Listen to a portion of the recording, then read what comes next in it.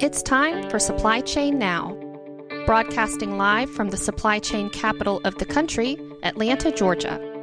Heard around the world, Supply Chain Now spotlights the best in all things supply chain.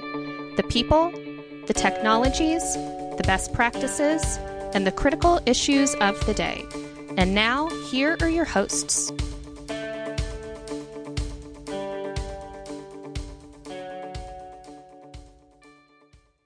Hey, good afternoon. Scott Luton with you here on Supply Chain Now. Welcome to today's show. So today's episode, we're continuing really an end-of-year mini-series where we're turning the tables a bit and we're gaining insights and POV from our hosts who usually do the interviewing. Today, we're going to be working really hard to raise your supply chain leadership IQ and supply chain tech IQ as well, I'm sure, as we're going to be spending time with the Wizard of Wichita, the one and only Greg White. Don't say hello yet, Greg. Quick programming note before we get started here. If you enjoy this episode, find Supply Chain Now and subscribe for free wherever you get your podcast. But also, if you enjoy Greg's take, make sure you find TECHquila Sunrise and subscribe for free so you don't miss that each and every week. All right, no further ado.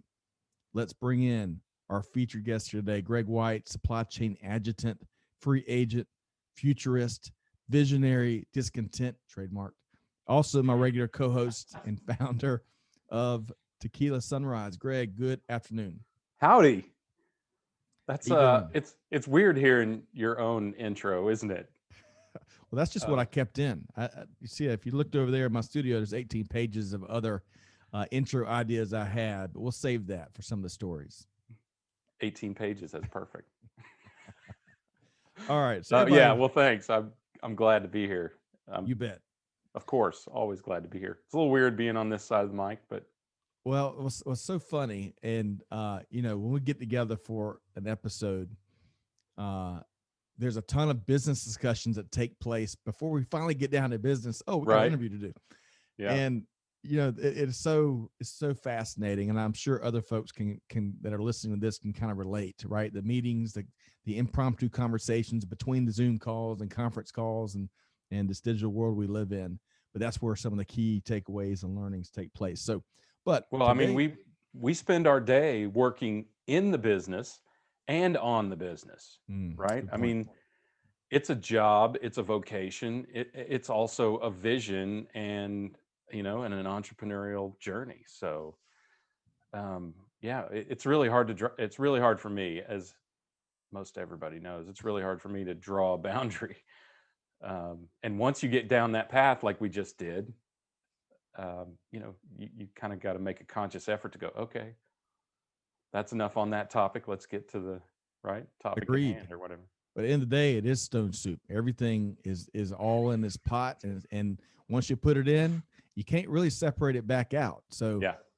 That's kind of how I view the world too, in these ventures and these passions that we're involved in. So, but some folks, of course, that are probably listening to this probably are aware of what you do here at Supply Chain Now and your role and your shows and whatnot. But I want to ask you, for starters, tell us about yourself and maybe tell us about some of the things that folks may not have yet appreciated about the one and only Greg White. Well, I don't know what they may not appreciate. But what I'm surprised we haven't heard some of the things they don't appreciate about me. But yeah, let me start with my role. Of course, host, principal, for whatever that means. But that means helping guide the strategy and some of the execution. And my favorite moniker is OG. One of the original gangsters. So I think we need T-shirts that say that. I saw company that had them. Amanda says they're on the way. All the merch we've been after for months and months. She reassures me it's on the way. So we'll see. That's cool. That's cool. Well, you and I will have to go get some extra stuff. OG branded. So I help host the shows with you, of course, which is so easy because you do all the hard work, and I just sit back like kind of the smart aleck in the room and look and snipe, right? I'm a sniper. I look for those opportunities to contribute. But has been a great lesson. So, kind of watching how you facilitate and enable a really robust conversation. So that's been a lot of fun. And then, you know, we actually talk to people who want to sponsor with us, right? So we do a lot of that. And then of course we interface with the investors, we work with our guests, which is such a joy working with all of the talented people that we work with, to kind of hear their story, to meet them offline as well as online, to really get to know them as a person. I mean, I think we do a pretty good job in our shows getting to know people as people, but we get the opportunity to learn even more, right? Like Rick McDonald, who I'm meeting with after this. He has ambitions outside of Clorox, although I'm not sure how well placed that is right now. He needs to be focusing on making sure we've got Clorox wipes. So I'll talk to him about that, by the way. But, you know, there's all kinds of those stories. I'm not sure where you wanted the answer to that question to go, Scott, but you're making a number of great points about the experiences we have here at Supply Chain Now. But going to Greg White and the story there, I mean, you're a very successful founder and entrepreneur and board advisor and a trusted advisor for companies of all sizes. You do a lot of work in the community, coordinating efforts, whether it's fundraising or whether it's just getting behind nonprofit initiatives. From a supply chain tech standpoint, just like you put it the other day, Corinne Burse and I were talking earlier today, and she's a host of Tech Talk, Digital Supply Chain Podcast, and how you opened one of your recent episodes of how, for our listeners, supply chain tech, if you happen not to know, it is one of the hottest spaces in all, not just supply chain, all of global business, I would argue. Right. And you opened it the other day that, supply chain tech is an overnight success after only 4 decades of hard work. Right. And so I think the interesting thing is that I find fascinating as a non-technologist is, you look at the world very differently than so many others because of what's cool now. You were supply chain tech before it was cool. And I think that's a bit when folks are trying to piece you together, I think that's a big part of it. Well, it is. I think, I don't know if people would be surprised. I'm kind of surprised every day I still think back to some things that aren't being done universally in supply chain today, whether they are tech or process or people enabled, that in the industry I was in, which maybe people don't know this, I was in the automotive industry, automotive retail. We were doing in the early 90s. I mean, we had precise forecasting and resiliency and risk management processes and automated economic optimizations in our technology in 1992. And frankly, as I got to know manufacturers more, it was stunning to me to understand that they weren't that efficient. But then I realized things, and this industry is a constant set of learnings. I realized that the suppliers don't have to be as economically optimized, as economically efficient as retailers and especially distributors have to be, because their gross margins are gross in all capital letters, like they might make you hurl if you saw some of them. I mean, many of these companies, the P&Gs and others, they're public companies, their net margin after taxes is 2 digits, sometimes high 2 digits. 12, 20%. I worked with a company, GNC. Gross was in all capital letters, bolded, because 400% gross margins, things Wow. like that on private label products and things like that. So I guess I had to reconcile myself to some of those facts, that is why we lag so much in the adoption and the evolution of supply chain technology, because it's just not necessary. Right? When it's cheaper to use labor to do things than it is to have that big chunk of capital outlay to deploy technology and to take the risk of change that technology requires, I can see why companies with big margins aren't leaping at that. So to our listeners, if you can't tell, you're going to get the cold, hard truth, but experienced from the point of experience and expertise, and been there, done that from Greg. And that's one of my favorite things about him. And I think it's one of the reasons why I think we work so well together. is because I tend to be a bit more diplomatic, and you keep it real, and that's a good combination. So let's you were Is that what people mean when they say what do they always say? They always say, you two have such a great dynamic. They're like, he's the sane one, and then there's the crazy one that's always wearing a quarter zip, right? that's great. That is so funny. So I want to, so you kind of look back there in your answer. You're talking about your automotive retail and some of how business was done and its impact on margins in supply chain and outside in other industries. Let's talk about 2020. 2020, as it goes without saying, insert whatever cliche you want to say, but it inarguably it was a very, not just challenging, but a uniquely challenging in particular ways that any profession hasn't been challenged with in perhaps forever, or at least in a very long time, and at least in the age of technology and information. So what are some of your key observations that you are going to take away from 2020? Well, let me tell you that one of the key observations, since you asked about me earlier, is that I am, when it comes to disruption, and when it comes to whatever you want to call it, these kind of situations, I'm pretty level about them, right? It's something you have to deal with. That probably has something to do with Midwest farmer roots. Not, hence the Wizard of Wichita.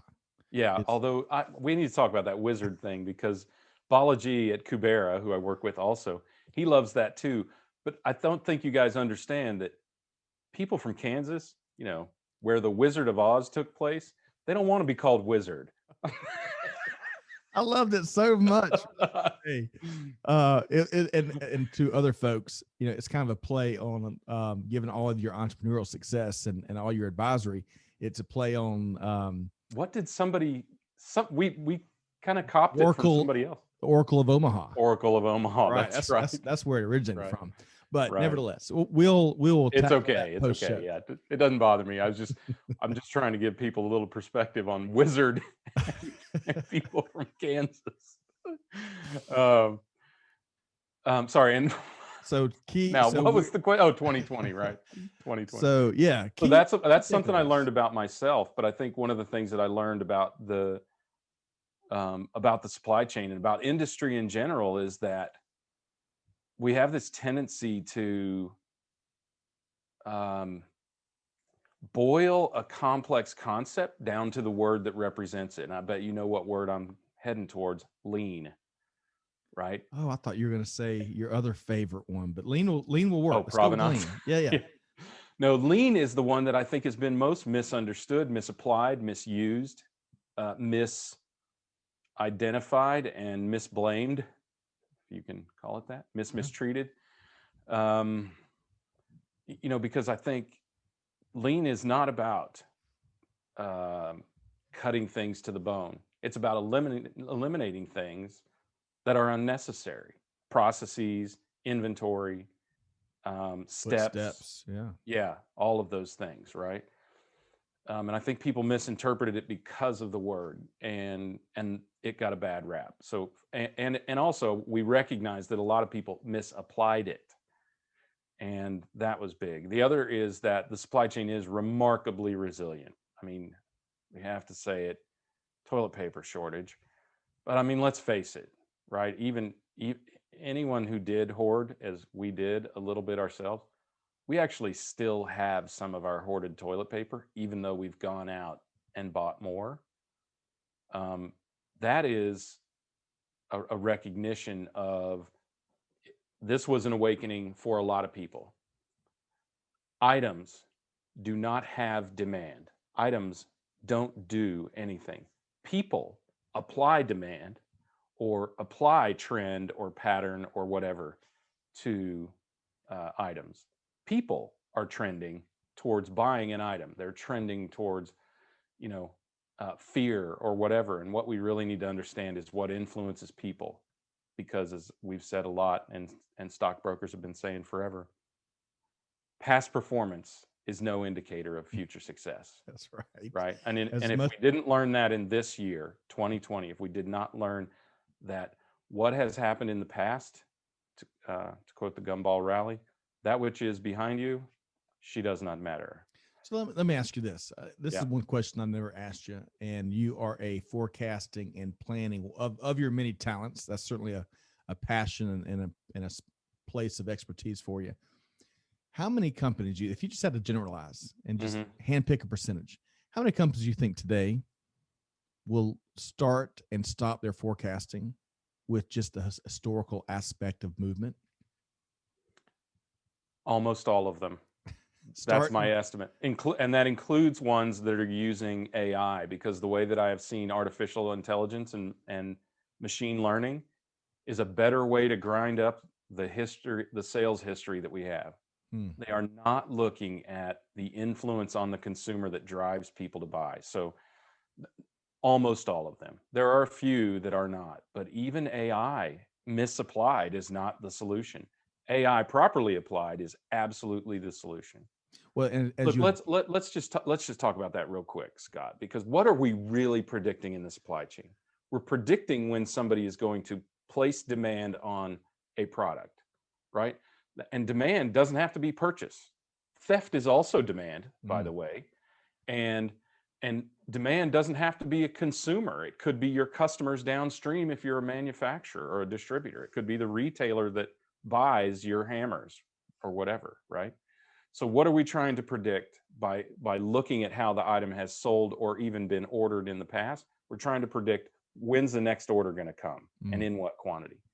Well, the truth is, what we really need to know is what motivates and triggers and influences a customer to purchase that product or set of products or whatever it is. So we really need to be forecasting our customer. And if we're not doing that, we're still at least a degree of separation from really understanding demand.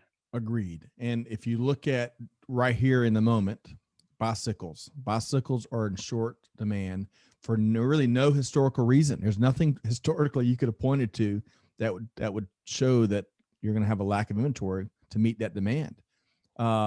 We've talked about dogs, as silly as it sounds. Folks have been adopting in masses, perhaps never before seen, right?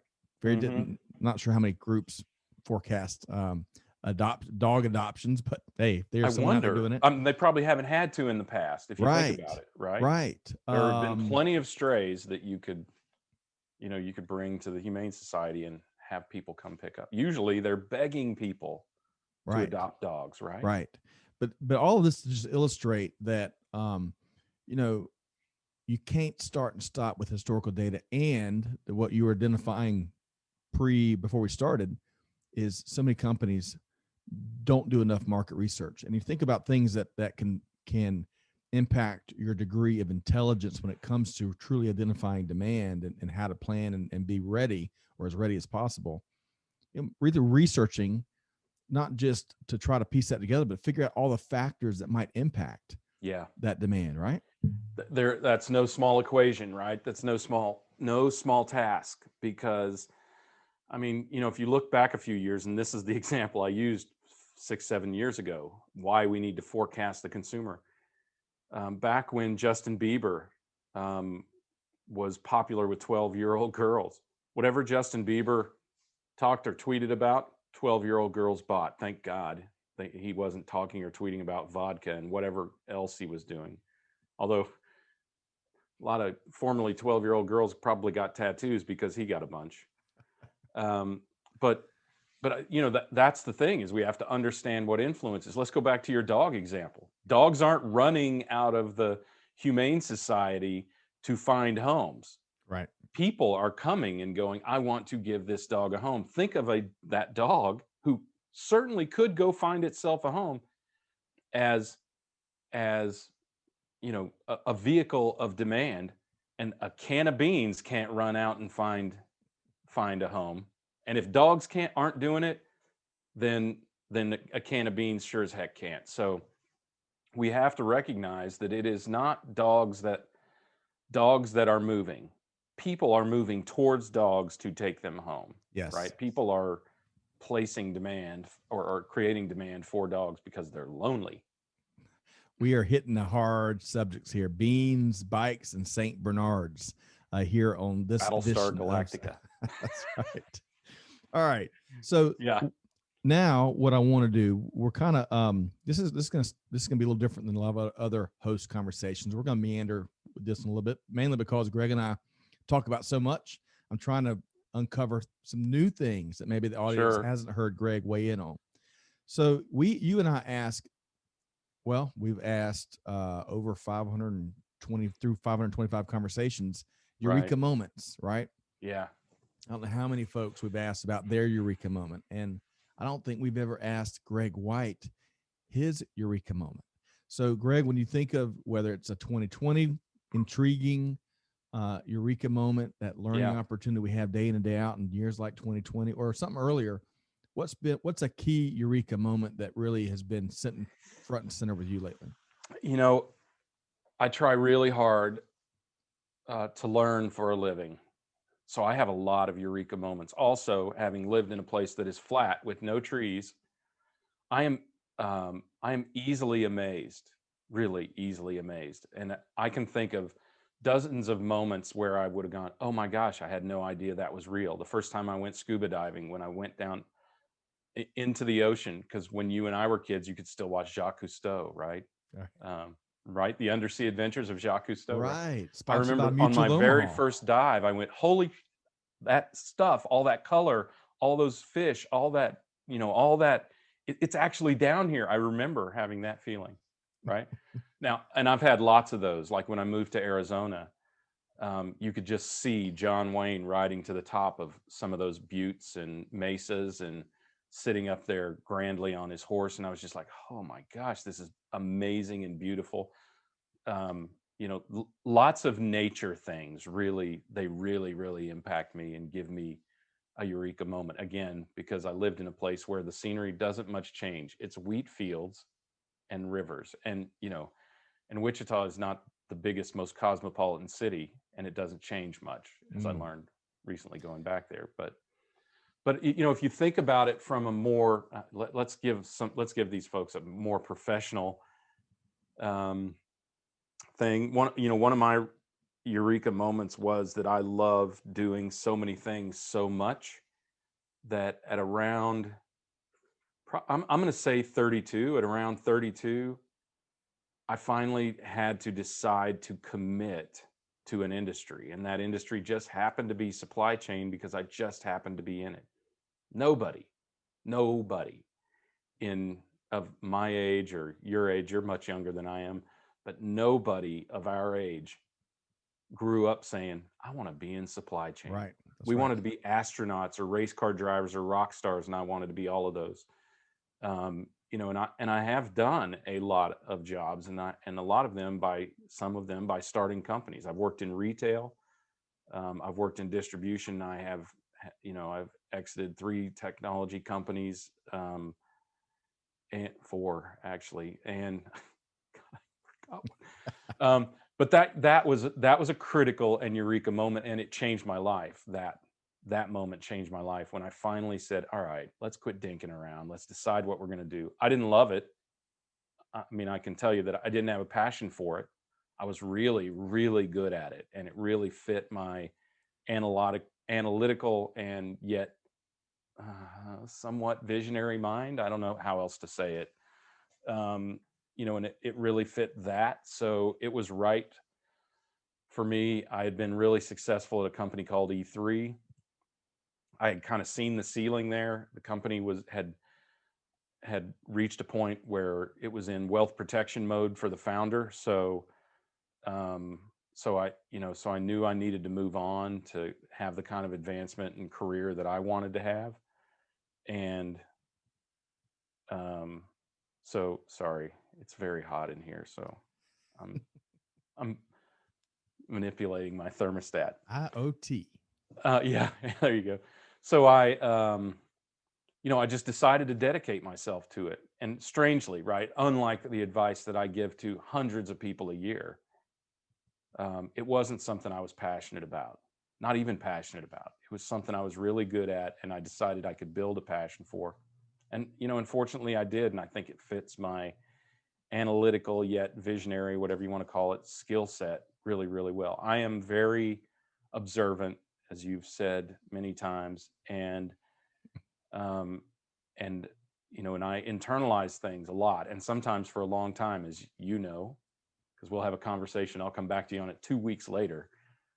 I'm not always the fastest tool in the shed, not even always the sharpest tool in the shed, but I can hammer it out. And you don't miss a thing. He is Greg. Listeners, Greg is I should say probably, just because it's tough to. There has to be somebody, right? Right, but yeah. Short list of all time. I've worked and collaborated and partnered with few people that don't miss a single thing.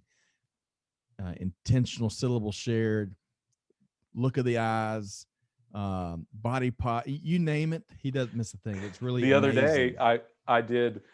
The other day what we do, we were having a discussion, and I did oh my God, now I can't even remember that, where people read like how you move and that sort of thing, right? What do they call that? How embarrassing is that? Body communication. Oh, body language. Yes. Body language. So I read the body language of someone who was trying to manipulate and make us uncomfortable by expressing their reading of our body language.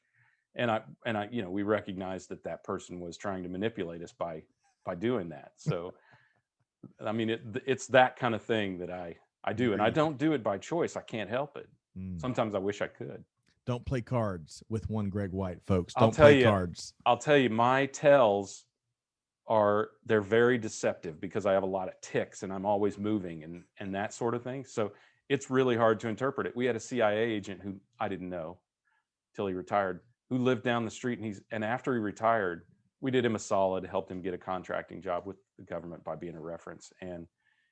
So we had reason to talk after that. And he said, you would be the toughest person on the planet to follow, because you never do anything the same way twice. I believe it. I've seen it firsthand. It's not true, but what he saw, what he saw, he couldn't put a pattern to. So, international man of mystery, Greg White. All right. So before we talk about 2021 and getting one thing from you to watch, I want to ask you about because I don't know all the ins and outs of your earlier career that dates our work together, but I'm pretty sure that while you did some keynoting and I'm sure you sat on panels and did some speaking and stuff, I don't think you did a whole bunch of digital content, right? Especially live streams and podcasts and social media tweet chats. I mean, all the stuff that we do. So what has been, I mean, let's say as a creator and as an artist, really, because there's a creative POV that you apply to this. I mean, we talk about the news and we talk about stories and we interview folks, and none of that's rocket science. However, you develop your own craft, to use a recent word.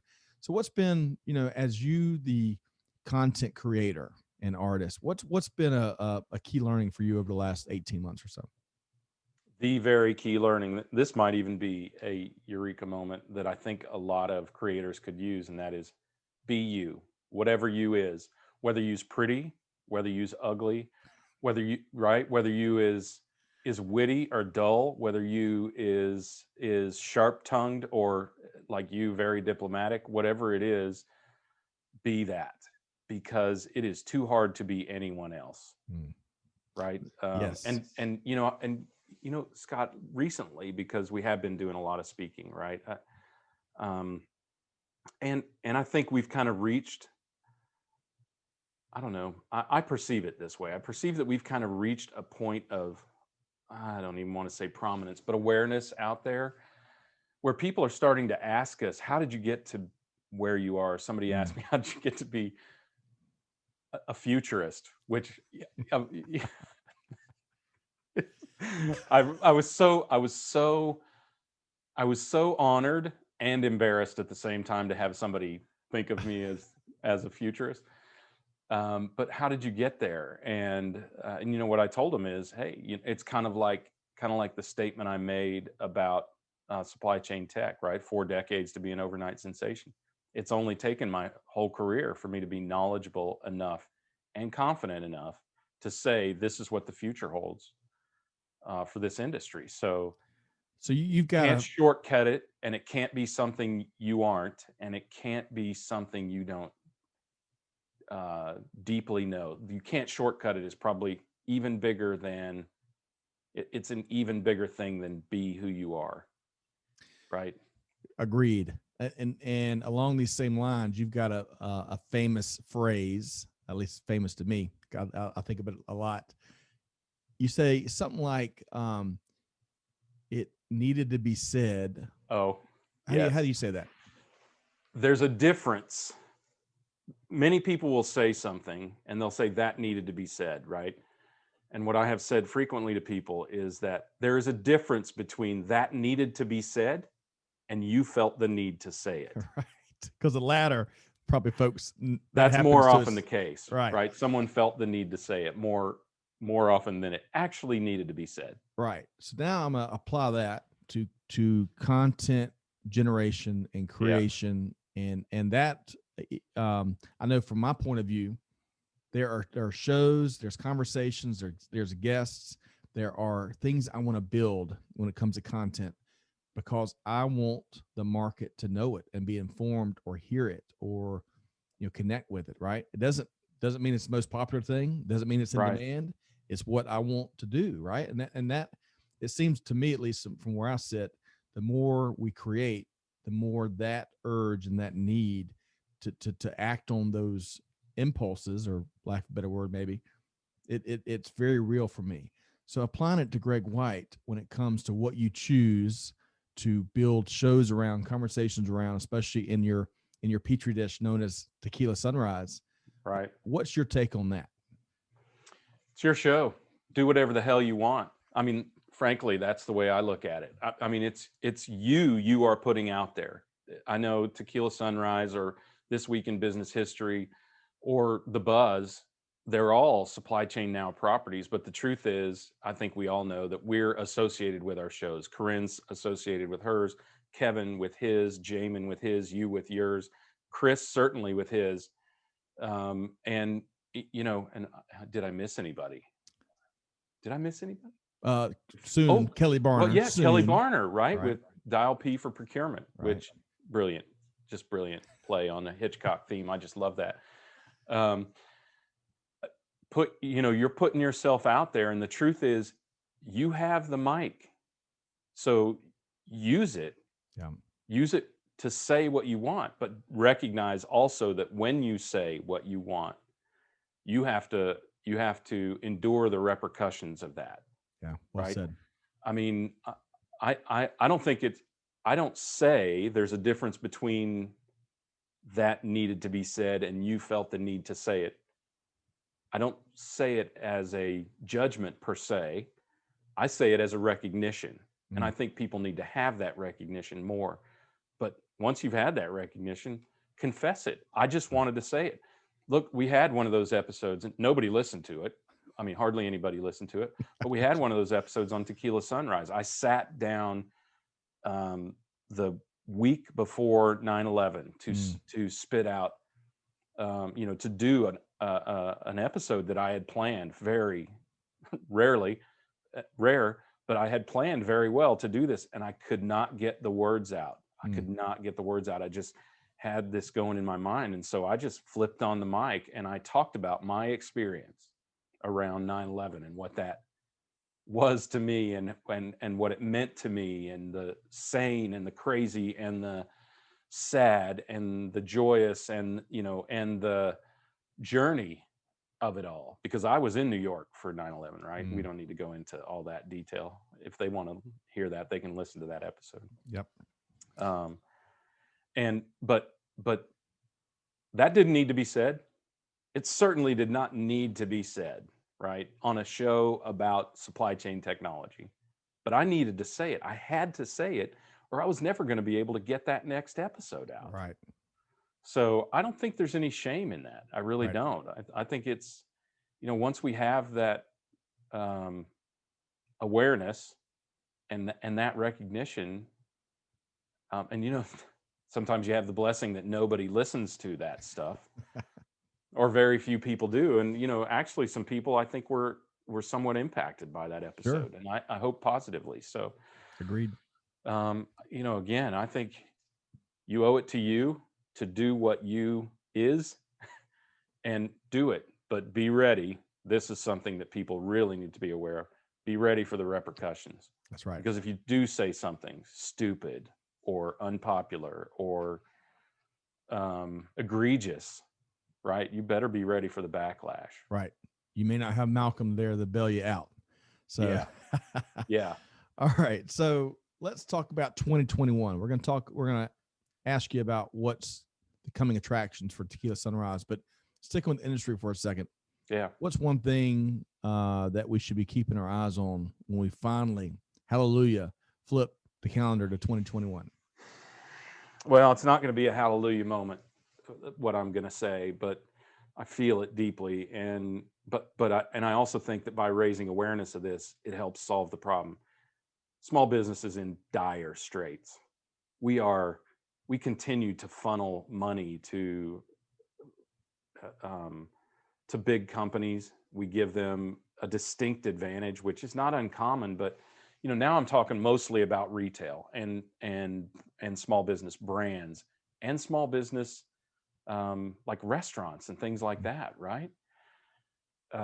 With the lack of equity in terms of lockdown and access to capital and markets, and the lack of the ability to be as open if you sell hardware versus the ability to sell hardware if you're Walmart, because Walmart has been deemed essential. I see a disequity there that could potentially be catastrophic for small business, and that means so many small businesses will go away and start over again. And I'm really concerned about that. I really, really am. And we talked about that on a show the other day, and we got a lot of agreement there. In fact, Daphne from Retail Dive thanked us on Twitter for talking about that, and said that she concurred, and she also worried about that. And that was a surprising outreach that I was not expecting. Yeah, it is an interesting point, because as we have talked about also in this moment where the small can be mighty and can outperform and outwork and out pivot, dare I say it, the large and the large corporation. That's been a really neat thing to watch. However, at the same time, in a counter prevailing massive trend is you've got a handful of very large companies led by the big A that steamroll. I mean, I just saw it on an earlier news article earlier today, that steamroll others, perhaps allegedly, according to reporting. No, it's unequivocally true. Well, so allegedly, companies illegally have testified to Congress, or people have testified to Congress that it happened under oath. So we can say it's unequivocally true. So to that point, though, because it would take millions and millions of dollars and tons of time to fight it, it takes place. And that is, so in these two conditions, these two dynamics run counter to each other. But in this interesting world we live in, both are taking place in big ways, and it's tough to square the two. There is one person that can impact that. You. Every one of you out there can choose not to buy on Amazon. I heard one of the most disturbing things I heard on our live stream Monday was people kvetching about Amazon and their advantage in the marketplace, and then saying we have no choice, as if Amazon has always existed. We really have no choice but to go to the big marketplace. Bullshit. You absolutely have choice. Right. You are choosing to go to Amazon for your convenience, right? You are absolutely doing it. I know it because I do it, and I feel guilty every single time. it's tough. It's tough to search for that small business that you want to support. And that's the problem we've got to solve. And that's what I want to work on in 2021. I want to work on creating access to those small businesses, a marketplace. And I'm not saying I'm going to start a marketplace, but I want to help these small businesses find a neutral marketplace, not Amazon, but think about a flea market, right? Flea market, what do they provide? A flea market provides a space and a parking lot. That's all we need. All we need is the space to bring these businesses together that draws people in. Right. I feel like if there was a neutral marketplace that could accomplish those things that we've come to expect, because Amazon awakened us to it. They didn't invent it, by the way. They just awakened us to it. If we could find a neutral marketplace that refuses to compete against their sellers, then those companies can have the kind of access that enables easier consumer access. That's what we really need, is easier consumer access, because we could certainly go find Billy Bob's shaving powder cream. Can you tell I use an electric? Whatever. We could go find them, right? But those companies to date, they are solely responsible for their brand identity and marketing and market awareness. What we need is a catalyst that enables companies to be, that we need, what Sears used to be. We need a catalog on the internet, right? That won't use the data you submit to be in that catalog against you, right, to private label their own products, right, and various and sundry other offenses, right, and that's been that allegation, which the Wall Street Journal has reported on, based on not just the testimony, but based on past suppliers and what they've reported. I mean, that's just so I don't disagree with everyone's dislike or distaste for Amazon, right? And I get it. I totally get it. But we're doing it to ourselves. That's what's so difficult to face, is that we, the consumers, have enabled Amazon to become what it is. And we forget so quickly that there was a time when there was no Amazon, when you did have to go down the street, now probably virtually down the street, right, to the general store or whatever. And I think we need to consciously return to that. We can't sit back and complain about Amazon and then be part of the whatever percentage of Americans, contribute to it. It's just like when people used to complain about Walmart. People used to complain about Walmart being in their neighborhood, but as soon as one got there, believe me, I was one of those too. As soon as one got there, you're like, well, why would I shop at Macy's when Walmart has the same thing for something .44 instead of something .99? It's a human cycle. It is a human cycle. It's all about economics, Scott. Well, that's everything. True too. That's true. Everything is all about economics. Right.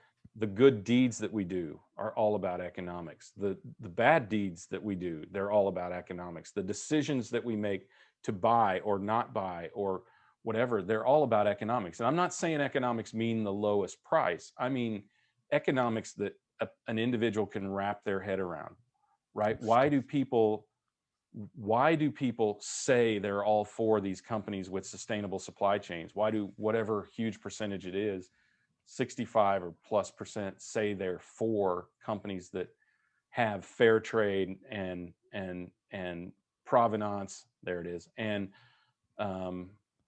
human rights in, as part of the core value of their supply chain, and then only 10% of them act on it. Economics, the big E. So one of the things I have done for a long time is I'm a strong arm for philanthropies, as you talked about a little bit earlier. I'm the one who goes out and says, put a crowbar in your wallet, pry some money out and give it to some people in need, right? That's what I do. That's what I did at the ALS Association of Georgia a long, long time ago. And I don't have any qualms about doing that. And I don't care why they give. That's the point. Right. We get too enthralled with, shouldn't it be altruistic why you give? I don't care why you give, Mm. just give. I'm a firm believer. I was thinking about this. This is a bit of a eureka moment as well. I was thinking about this, I think this morning, yesterday morning or today. I don't really care why people give, but because I think that giving is such an epiphanal experience. Giving is such a returning experience. It brings so much more. You get tenfold whatever you give. Agreed. Right? That I think people need to be chided and beaten into giving. And then eventually they give for the right reason, but you got to get them over the threshold. You got to get them over the threshold first. And that usually takes brute force.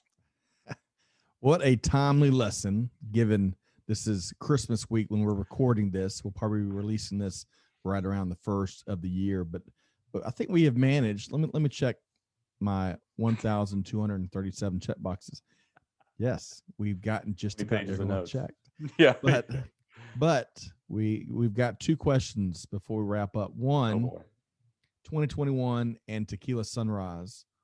What's a couple of coming attractions? What should folks expect from you, crafted by the one and only Greg White? Well, thanks to the one and only Scott Luton and his suggestion, we're going to insert live streams. We're going to try to do it monthly, but we're going to insert a TECHquila Sunrise live stream. I'm not exactly sure what the format is, but I have some brave souls who may actually come on and pitch their company on live stream, or just talk to founders and give people lessons on what supply chain technology can do for the marketplace, what it's like to have a supply chain technology company, some aspect of that our community has expressed interest in. So that's one. The other is we're going to continue with the interviews. We're going to continue to make them 2 parts because, well, as we've seen here, I can't be contained by time. So so I often go well over, and we're going to do some monologues where I will talk about kind of whatever strikes me in the moment. So love it. I love all those. Really have enjoyed the episodes. The recent one with John Sicard with Canaxis. We talked a lot about that one. That was a really well received one. Kevin L. Jackson, one of my favorites. Sarah Barnes Humphrey, really enjoyed that 2-parter. Ben Gordon had a great 2-parter. I mean, folks, if you really are, especially from that supply chain tech, but also the entrepreneurial, that deal making, that founder angle, strong leadership in a variety of forms, and just brutal, frank honesty. If that's your thing, check out TECHquila Sunrise, spelled TECHquila Sunrise, and be sure to subscribe for free. All right, so Greg, and I'm looking forward to the live stream. I'm looking forward to getting a bag of popcorn and Diet Coke and watching and playing in the comments. I miss that when we're doing them all. All right, so how can folks connect with you if they're interested in anything that you've shared, if they're interested in talking a startup, if they're interested in talking exits or in all points in between, how can they connect with you? Yeah, so just a quick discussion on that. And, I work with a venture capital firm called Kubera Venture Capital and a couple other firms that I'll announce a little bit later. So if you have something you think is interesting that's tech or supply chain oriented, give me a shout. I'm always on LinkedIn. That's probably the best place to get me. And of course, Supply Chain Now. You can reach me at greg@supplychainnow.com. Just that easy. Yeah. I mean, if you want to talk about technology or you want to talk about investing or you want to talk about supply chain, Scott, the other day, I heard from a company that's looking for some guidance on actually constructing or reconstructing their supply chain. So I might get my hands dirty a little bit. So you and I might do a little bit of work with those guys, just advising, right? Because I think it's good for us to keep our hand in practice, don't you? Definitely. So I'm looking forward to that. Invigorating for sure. So much good stuff. Look forward to TECHquila Sunrise going bigger, better, and franker in 2021. Maybe mobile too. depending Yes. on my purchase of waterborne, depending on my search for waterborne Craft. yeah, craft. That's right. Well, it's great. It has been fantastic. I'll tell you, we've had one heck of a year. 2020. It's been fantastic, hasn't it? massively, yeah, it's been massively successful, relationship driven, content driven, community driven. And we can't end this conversation without a huge thank you and tip of the hat in a very genuine way to all the folks out there, all the practitioners, the truck drivers, the supply chain leaders, the retail clerks, the stockers like we used to do, all the folks across Right. the fulfillment center professionals that have 700 million people around the world, right? And I mean, all walks of life. I mean, people working the factory floor, people moving things by vehicle, hand, foot, bicycle, people, people making big decisions, people digging ditches. I mean, truly the thing that I have recognized about this world is that it doesn't matter if you're, the CEO of a public company or you literally dig ditches.